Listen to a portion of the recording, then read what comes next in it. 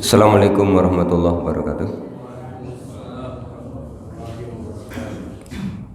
Innal hamdalillah nahmaduhu wa nasta'inuhu wa nastaghfiruh wa na'udzu billahi min shururi anfusina wa min sayyiati a'malina may yahdihillahu fala mudilla lahu wa may yudlilhu fala hadiya lahu asyhadu an la ilaha illallah wahdahu la syarika lahu wa anna muhammadan abduhu wa rasuluh.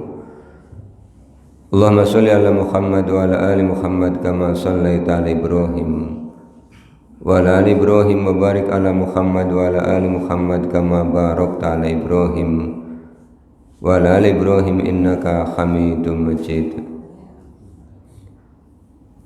Ibu bapak yang mudah-mudahan dirahmati oleh Allah, syukur alhamdulillah marilah senantiasa kita panjatkan kehadirat Allah Subhanahu wa taala atas seluruh limpahan nikmat yang telah Allah berikan kepada kita.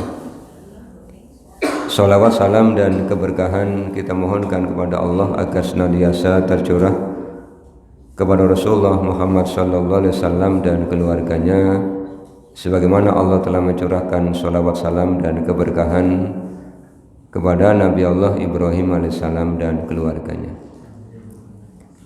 Melanjutkan kajian tafsir Al-Quran masih di surah Al-Baqarah.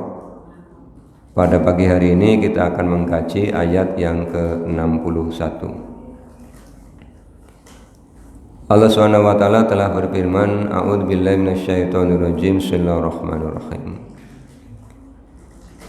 Wa idz qultum ya Musa lan nasbiru ala ta'amin wahidin fad'u lana rabbaka yukhrij lana mimma tumbitul ardu min baqliha wa qissaiha wa fumiha wa adasiha wa basoliha.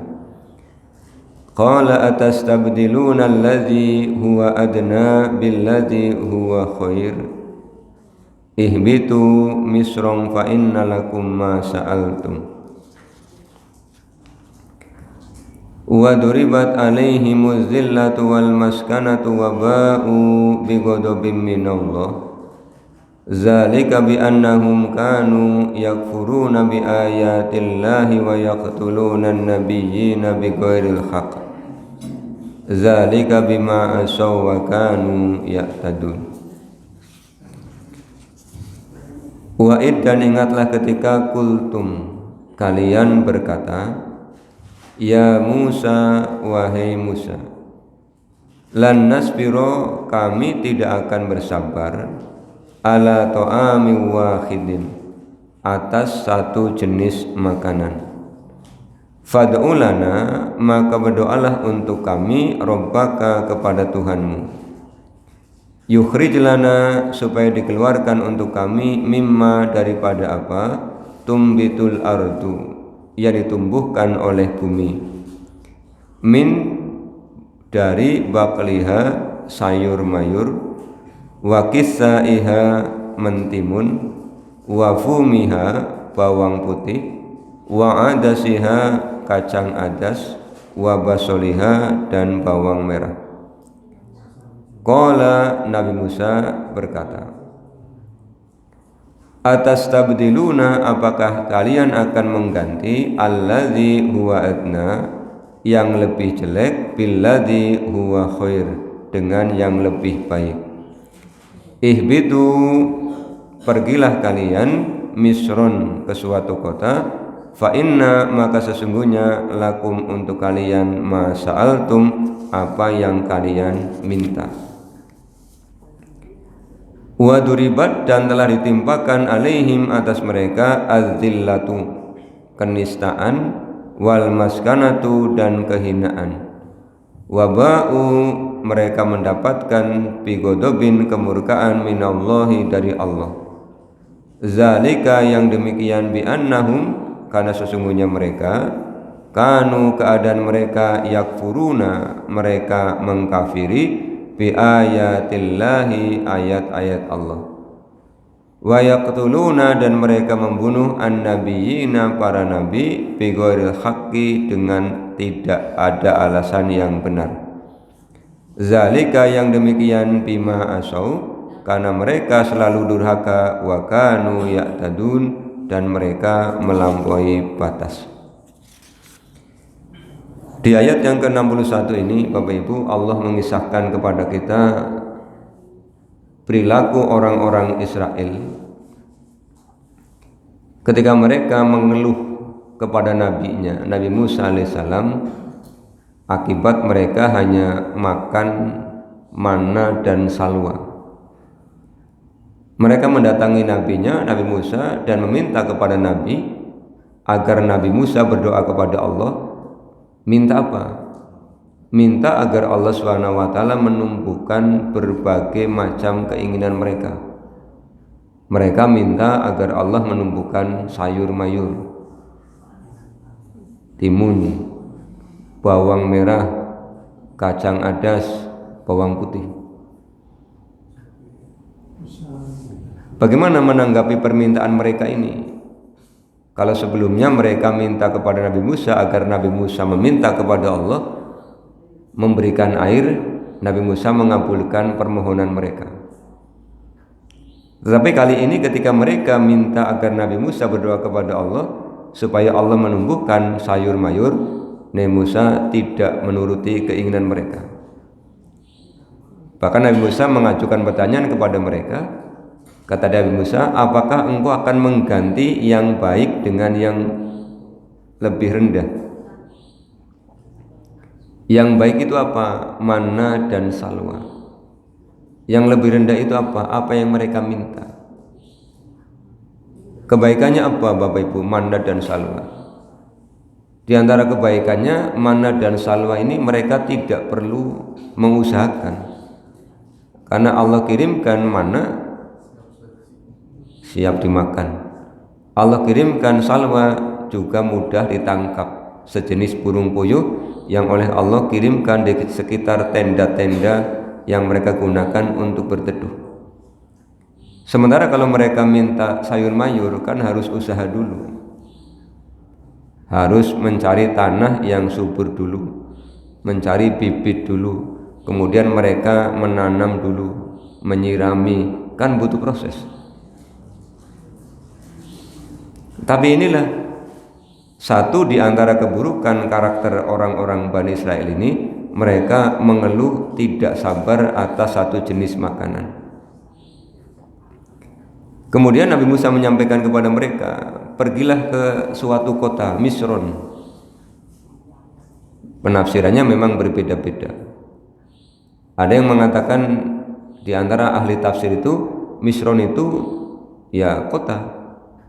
Kan mereka meninggalkan Mesir, menyeberangi Laut Merah, kemudian sampai ke padang pasir. Nabi Musa dikatakan, kalau kamu minta yang tadi disebutkan, silahkan cari di kota, bisa kembali ke Mesir. Atau bisa juga Misron diartikan, kalau begitu kembali saja ke Mesir, yang di sepanjang aliran sungai Nil, tanahnya subur, bisa kalian dapatkan apa yang kalian minta. Ini yang Nabi Musa katakan kepada mereka.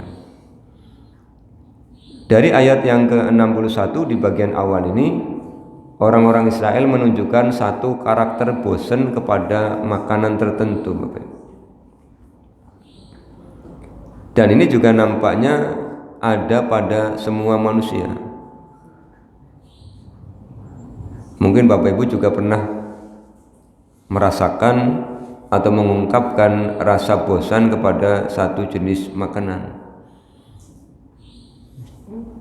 Jadi kalau pagi misalnya sarapan,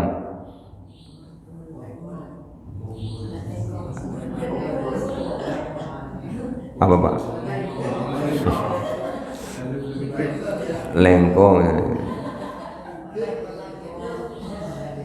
Terus nanti siang lengkok lagi, nanti malam lengkok lagi. Kira-kira ngomongnya apa? Nah itu kan katanya lengkok terus kan, bosan gitu ya. Ternyata ini adalah karakter yang tidak baik, Bapak. Jadi jangan pernah mengatakan bosan kepada makanan. Tirulah Rasulullah bagaimana bersikap kepada makanan. Apabila beliau suka terhadap suatu makanan, dihidangkan, beliau mengambilnya, kemudian beliau makan.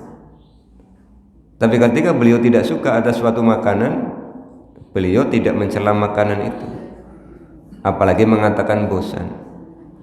Karena ketika Bapak Ibu mengatakan bosan kepada satu jenis makanan, yang tersinggung bukan hanya yang menyiapkan. Makanannya tidak tersinggung, tidak, karena makanannya tidak bisa ngomong. Yang tersinggung adalah yang menyiapkan. Bukankah untuk menyiapkan satu jenis makanan juga perlu proses, butuh waktu? Misalnya tadi menu favoritnya kan lengko ya Pak. Untuk menyiapkan satu bungkus lengko kan butuh proses, melibatkan banyak orang. Begitu disuguhkan mung dikomentari bosen lengko maning. Apa yang menyiapkan tidak dongkol, tidak sesek di dada kan gitu.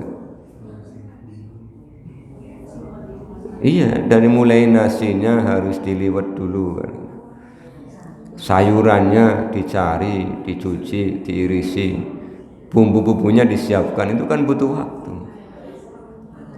Tinggal makan nikmat saja, komentarnya membuat hati tersakiti. Jadi ketika mengatakan bosan pada suatu makanan, yang jengkel bukan makanannya, tapi yang menyiapkan, sing masak.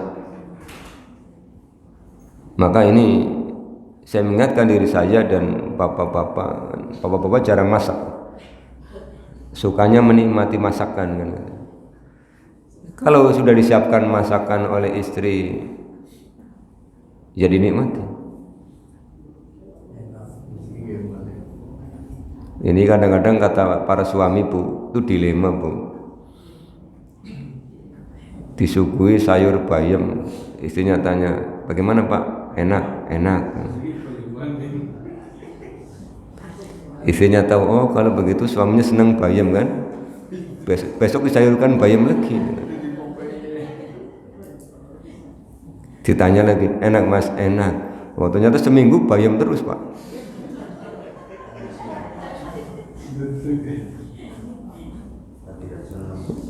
Iya, karena dikatakan enak, jadi istrinya tahu senangnya bayam itu. Ya tidak begitu juga ya. Karena makanan apapun ketika berlebihan, yang tidak baik adalah tubuh. Ya, kalau dimakani bayam terus misalnya tiap hari meskipun tidak mengeluh, boleh jadi asam uratnya akan naik. Ya udah ganti, besok jangan bayam, kangkung. Kan begitu. Jadi tidak mengeluh atas suatu makanan dan jangan pernah menyalahkan makanan. Ini menjadi tabiat umum manusia, merasa bosan. Kemudian kalau sakit mesti mencari tersangka.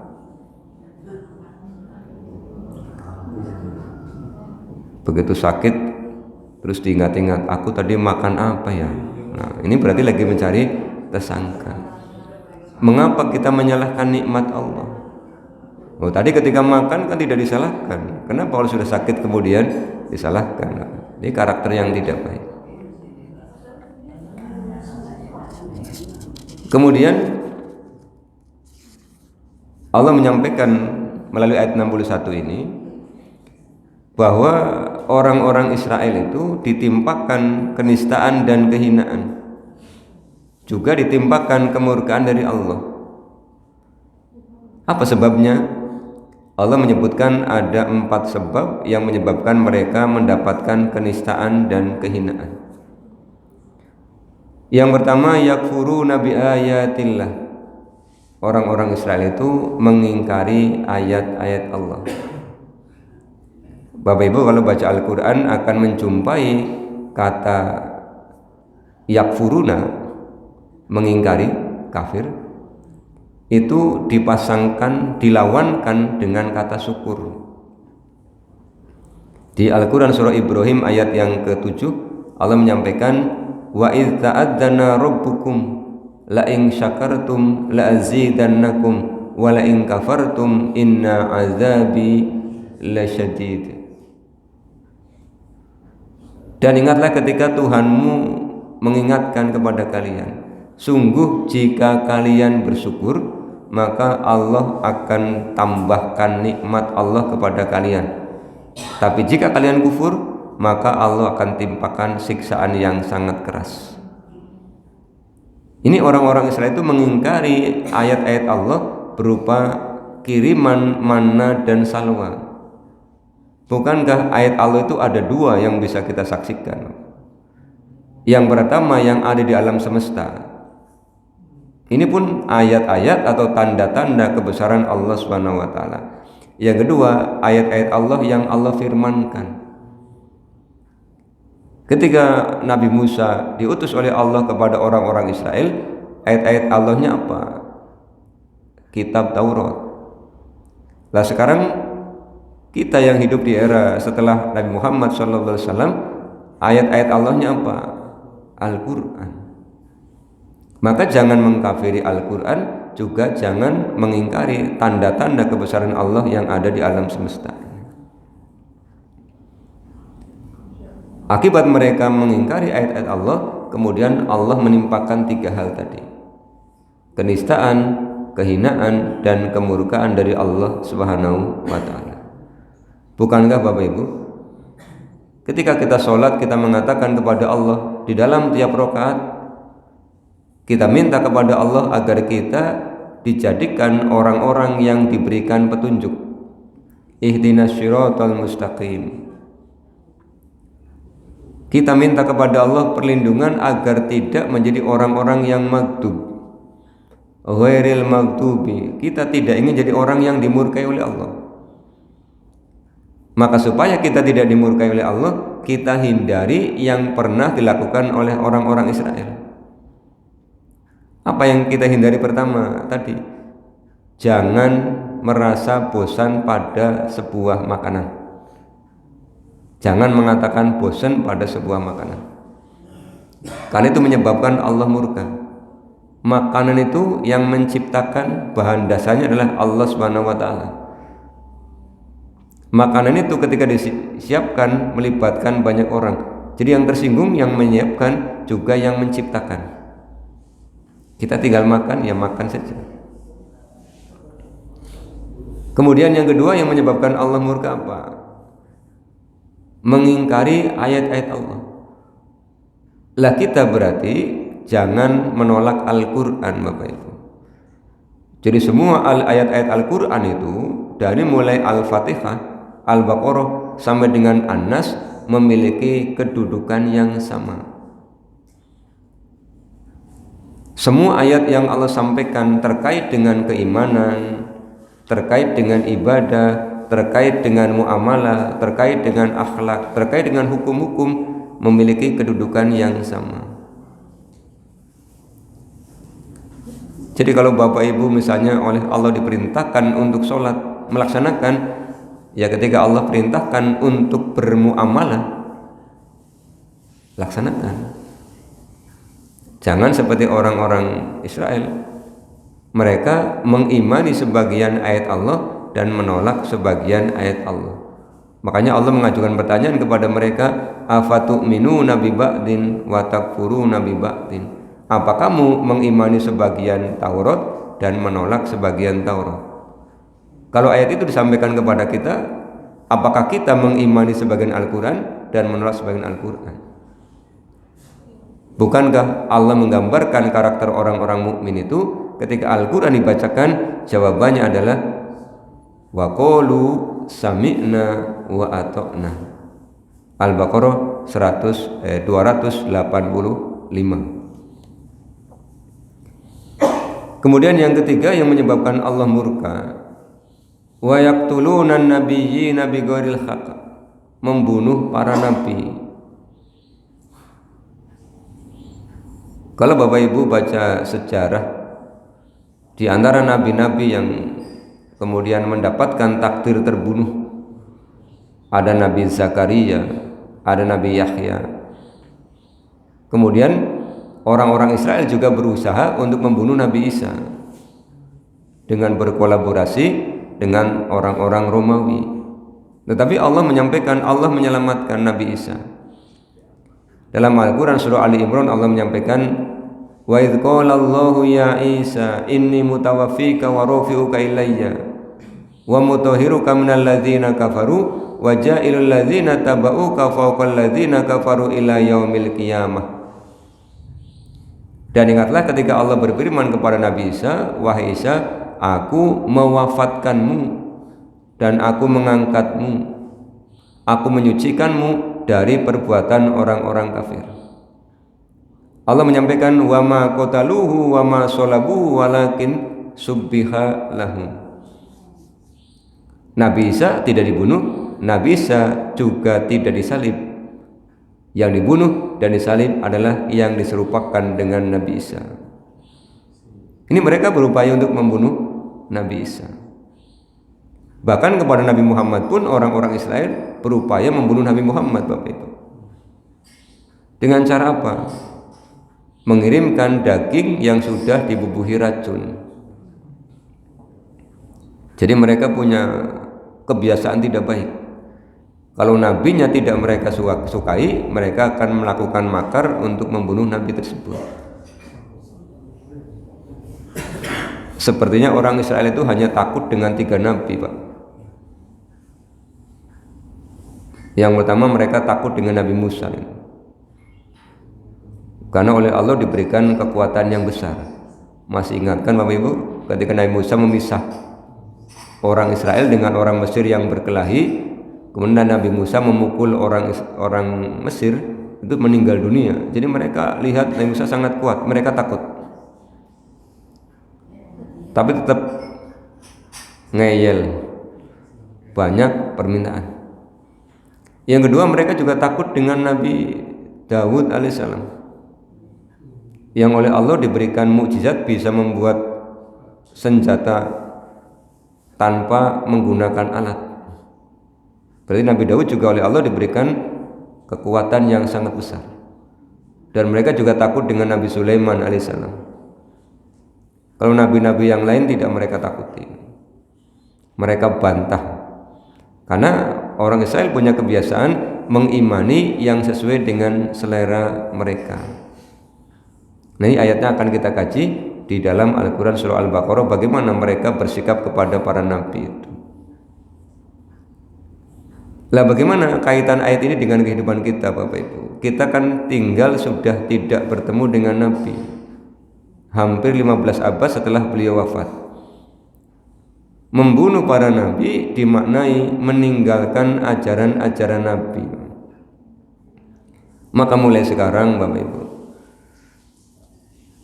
ketika Rasulullah mempraktekkan suatu amalan, ketika Rasulullah menyampaikan sebuah perintah, kita tahu itu dari Rasulullah melalui kitab-kitab hadis atau melalui kita mendengarkan dibacakan sabda-sabda beliau, kita berupaya untuk melaksanakannya.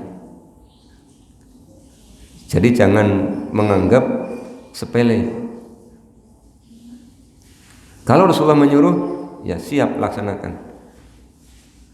Jangan berpikir lah sunnah iki ora gen ora papa, jangan.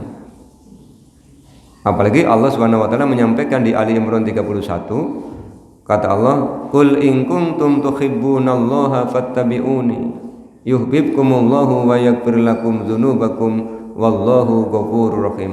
Katakanlah, kalau engkau mengaku mencintai Allah, ikutilah Rasul. Jadi mengikuti Rasul itu bukti kecintaan kita kepada Allah. Nanti Allah akan mencintai kita. Misalnya apa?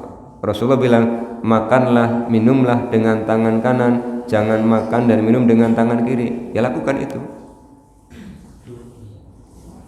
Kadang-kadang suka lupa, tangan kanan pegang gorengan, tangan kiri pegang tengis. Tangan kanan pegang sendok, tangan kiri pegang kerupuk, gitu kan? Nanti kalau mau makan umpan ke tangan kanan, atau gantian lah, pegang gorengan dulu, nanti tengisnya nyusul. Atau tangis dulu ya enggak apa-apa, tangis baru gorengannya nyusul. Kan nanti di perut ketemu Bapak Ibu kan ya. Ternyata kamu menyusul juga kan gitu kan. Agar tidak melakukan pelanggaran lah. Jadi seminimal mungkin jangan melakukan pelanggaran. Jangan wis biasa sih Pak. Ya dibiasakan yang benar, bukan biasa yang tidak benar. Ini supaya kita tidak dianggap meninggalkan ajaran Nabi. Karena kalau tidak kita lestarikan, nanti generasi di belakang kita akan lupa Bapak Ibu. Apalagi makan di depan anak-anak. Ini yang ketiga yang menyebabkan Allah murka adalah orang-orang yang membunuh Nabi. Kalau di era kita berarti orang-orang yang meninggalkan ajaran Nabi Muhammad. Kemudian yang keempat yang menyebabkan Allah murka, durhaka. Durhaka itu lawan dari taat. Silakan lihat An-Nisa ayat yang ke-13 dan ke-14 ketika Allah menyampaikan syariat tentang waris. Allah menyampaikan tilka hududullah wa may yutillaha wa rasulahu yudkhilhu jannatin tajri min tahtihal anhar zalikal fawzul adim. Sebaliknya wa may ya'sillaha wa rasulahu wa yata'adda hududahu yudkhilhu naron khalidan fiha walahu adzabun muhin. Jadi durhaka lawan dari taat. Kalau kita mengatakan kepada Allah ghairil maghdubi, bukan orang yang dimurkai, jangan pernah durhaka. Apa sih durhaka itu? Durhaka itu disuruh tidak mau, dilarang jalan terus. Jadi kalau Allah melarang misalnya, wahai orang-orang yang beriman, jangan suka mencela suatu kaum kepada kaum yang lain. Orang beriman jangan suka nyinyir Bapak Ibu. Nyinyir, moyoki, ngecek. Kalau Allah bilang jangan gosip, ya jangan gosip. Aku tahu orang gosip Pak, mau ngerongok natok. Tidak akan ada orang gosip Bapak Ibu kalau tidak ada yang mendengarkan. Ada orang gosip sendirian. Gue arane ngeromet. Lagi apa? Gosip. Ini langkah kancane, gue ngeromet berarti. Jadi kalau ada orang ngajak gosip, sudah tinggalkan atau diingatkan, "Hub, apa hub? Aja gosip, bisa nih dilarang Allah." Itu kan kata Allah sama dengan orang yang makan bangkai saudaranya. Kalau panjenengan punya penyakit kepo tingkat tinggi, penasaran, datangi saja orangnya. Pak, ki anak kabar burung jare jenengan ABC len primen ceritane, datangi orangnya. Biar jelas. Orangnya bilang no comment, ya wis Pak. Jangan dipaksa, ya ditakoni orang ngaku, itu kan hak dia. Kadang-kadang kita kok senang ngurusi orang lain, ya. Iya. Ngurusi apa nguruskan? Ngurusi apa nguruskan? Ngurusi. Kalau nguruskan membuat orang jadi kurus gitu kan? Ngurusi. Tidak usah. Kalau orangnya tidak mau cerita, ya sudah, jangan dipaksa. Itu Allah menyampaikan orang yang gosip, orang yang gibah itu seperti orang yang makan bangkai saudaranya. Tinggalkan itu. Yang terakhir yang menyebabkan Allah murka adalah perbuatan yang melampaui batas. Berarti ada 5 hal yang menyebabkan Allah murka. Apa melampaui batas itu? Batas-batas yang Allah tetapkan untuk manusia adalah perkara-perkara yang haram. Jadi kalau Allah melarang, ya stop, jangan lanjut. Misalnya apa? Allah melarang mencuri, ya jangan mencuri. Allah melarang berzina, ya jangan berzina. Allah melarang berdusta, ya jangan berdusta. Kalau dikerjakan namanya melampaui batas. Ini 5 hal yang harus kita hindari agar kita tidak terkena kemurkaan Allah, tidak hidup dalam kenistaan dan kehinaan. Apa saja 5 hal tadi? Jangan mengatakan bosan pada suatu makanan, jangan mengingkari ayat-ayat Allah, jangan meninggalkan ajaran Nabi, jangan durhaka kepada Allah, dan jangan melampaui batas. 5 hal itu kalau bisa kita hindari, insya Allah kita akan mendapatkan yang kita minta kepada Allah. Ihdinas siratal mustaqim siratal ladzina an'amta alaihim. Ibu bapak yang mudah-mudahan dirahmati oleh Allah, akhirnya marilah kita tutup dengan baca doa kafatul majlis. Subhanakallahumma bihamdika asyhadu an la ilaha illa anta astaghfiruka wa atubu ilaika. Wa lakum minkum assalamualaikum warahmatullahi wabarakatuh.